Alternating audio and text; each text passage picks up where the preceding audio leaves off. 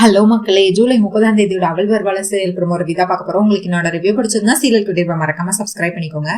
இங்க நம்ம அரவிந்தாவுக்கு ஒரு ஃபோன் கால் வருது. யாருன்னு பார்த்தா அந்த டிராக்டரை ஓட்டி நம்ம லட்சுமியை கொல்ல பார்த்தாலும் அவன் தான் ஃபோன் பண்றான்.